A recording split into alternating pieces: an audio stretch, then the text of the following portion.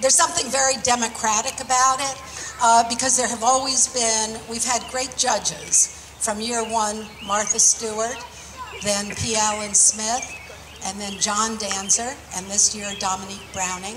And these are professionals in the design world. But as we all know from American Idol and Dancing with the Stars, that the people's vote counts. And so we had 206 ballots counted, and 22 votes were allocated to first place.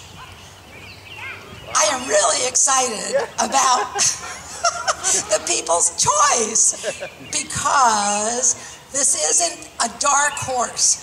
This is a front runner from the very beginning. Whose arm, year one, whose arm I had to twist. He wasn't going to participate. And I said, Jeffrey, you have to. Jeffrey Nimmer, rustic planter of East End Garden Design. By the people's choice, please accept a blue ribbon.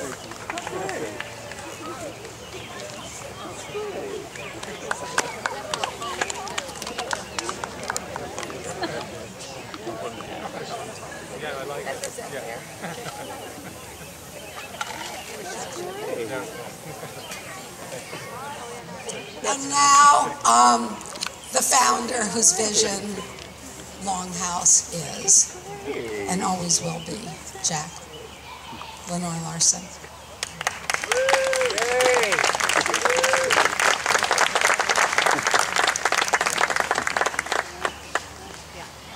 Good afternoon, and we're glad you're here, and we're glad it's not raining, and we're pleased to have Dominique Browning with us. I was at a spectacular garden conference last weekend in Rhode Island, and she was the moderator there, where she performed exceedingly well. Please know that planters on and off the ground is not my idea. It came from the garden committee. They said planters are becoming ever so much more important. We have them on rooftops. They're international. They can be moved. They can be perennial. And let's do something about it. And we are. And we will continue to. And next year we will vet the entries, and we will have a curator to place them. But we're pleased with the people we have today. We're pleased that you are here. And are there any questions while I'm up here before we go on? If not, I present Dominique Browning. Dominique, in my memory, was editor of House and Garden magazine for many years, and very successfully. And more, our favorite part of the magazine was the end, the garden section. She's written 5 books, a recent big one and a small one called Slow Love. I recommend you look into them. They're wonderful reads. And so, a beautiful lady, Dominique Browning.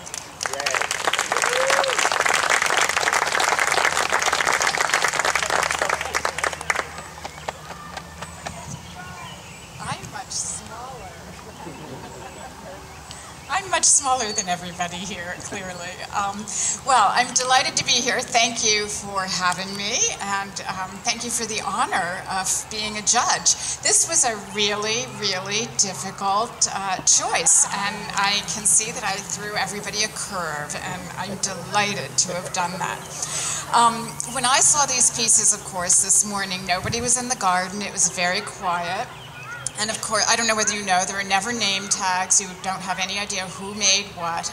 So you really walk in and wander around and judge the pieces on their own without knowing who they're from or anything about their background.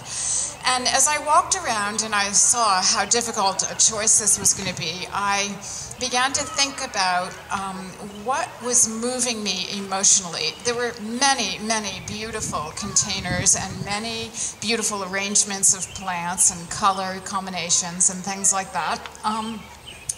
And yet then there were a few pieces that felt like they had a story.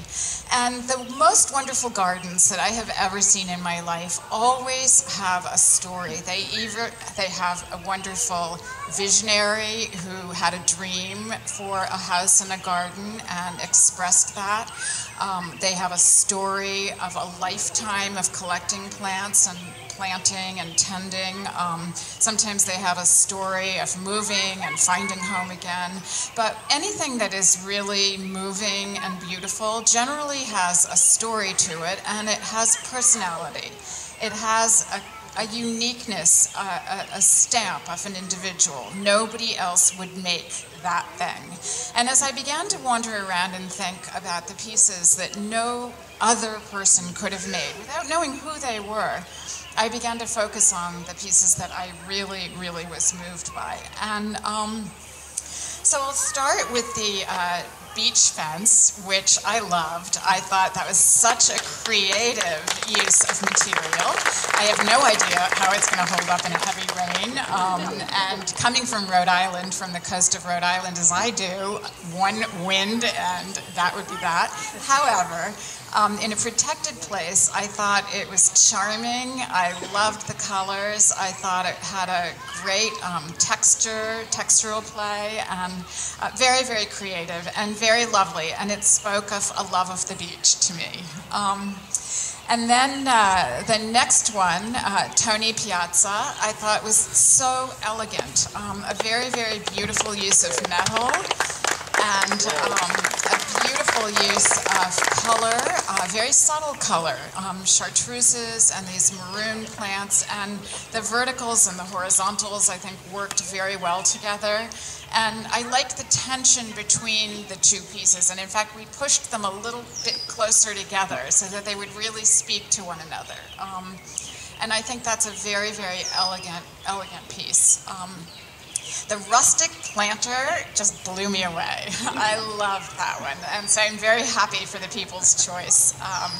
I loved the brutality of it. I loved the sort of machismo, you know, and those begonias are fantastic.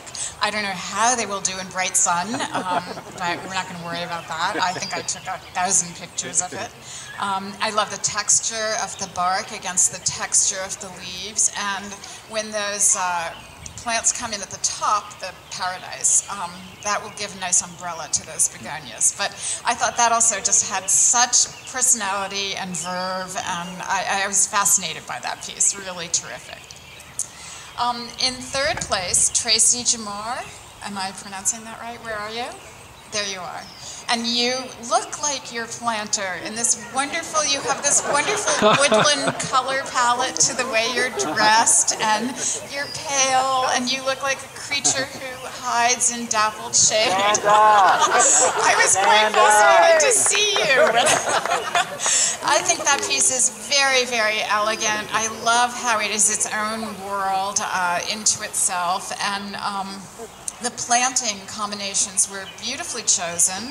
I can see that there's going to be a progression of blooms and very subtle blooms, and it's a lovely combination of textures, really, because in the garden in shade, what you're really thinking about is the textures of the greens and the mosses and things like that. And very clever. Anybody can take a tree stump and hollow it out. Well, not anybody, but a lot of us could. And you could get somebody to do that for you. So there's an idea there for something you can do yourself. In second place, Kate McCarty. There you are. Oh, okay. Well, that's interesting. I didn't know anybody, so okay. Lovely. I thought that was a terrific use of, looked like found material, these metal cylinders, which actually, if you look at very closely, have beautiful detail on them. There's a kind of button, almost like a gown that gets buttoned up the back in the studs, the rivets up the back of them. The textures were gorgeous, but I loved especially the way you chose the plant material to speak to that. You know, the colors and the silvers and the purples and the sparkling kinds of greens, the combinations of plants were perfect and beautifully, beautifully arranged. So in terms of creating an entire atmosphere with your piece that it worked wonderfully. And my surprise winner for many of you, I know, and I hope that some of you will be able to come back and see this piece in a quiet time, in a quiet atmosphere. That was made by Hope Sandro. Where are you? There you are. Yay. This would, and by the way, also won votes for People's Choice. Actually, everything that I chose was chosen by groups of people too, so I'm not so totally far off the mark from all of you. This piece moved me profoundly, and I found myself circling back to look at it over and over again, and it was a piece that every time I looked at it I thought, there's a real story here. There's something quite profound happening with this. And, you know, this cactus under the bell jar. And then I looked and thought, what is that material that the cactus is in? And it turns out to be broken plastic tubing. And I thought, well, that's very funny. It's interesting. The cactus, which is a prickly pear cactus and has a long botanical history of being manipulated, and is not a plant we see that often anymore. And it's not a plant that you can cuddle up to. It's not particularly beautiful. It's sort of aggressively, I dare you to like me. And there's this broken, what looked like a pool hose, which is also sort of aggressively, I dare you to like me. And then there's this beautiful jar, and I don't know whether you noticed, there's a bumblebee on the cactus, and the base was perfect and beautiful, just a beaten up pieces of wood. And the more I looked at it, the more moved I felt by it, because it seemed to speak of losing a lost world, and it seemed to speak of, you know, time going by and things degrading and our built world kind of decaying, and yet we want to preserve moments of beauty in that. I spend a lot of time now, when I'm not working on Slow Love Life, my blog, I spend a lot of time writing about the environment. And there was something very moving about this piece, about the fragility and yet the endurance of our environment, and how no matter what happens, the plants come back. So I thought it had a great story, a great romance, a mystery, and that was very alluring to me, and it was quite beautiful on its own without knowing anything about it. So just to give you a little bit of what I was thinking when I was going through this show, and it was great fun. Thank you to everybody who made something. It was really, really terrific.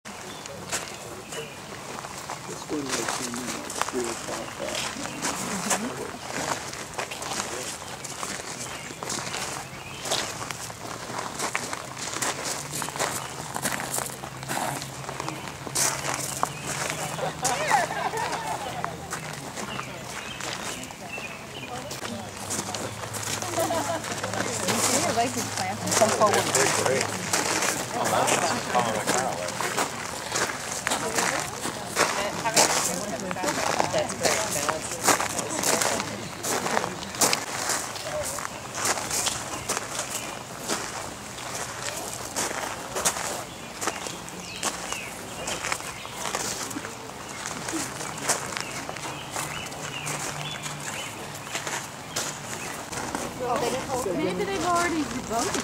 No, there's 100 in my pocket. They already...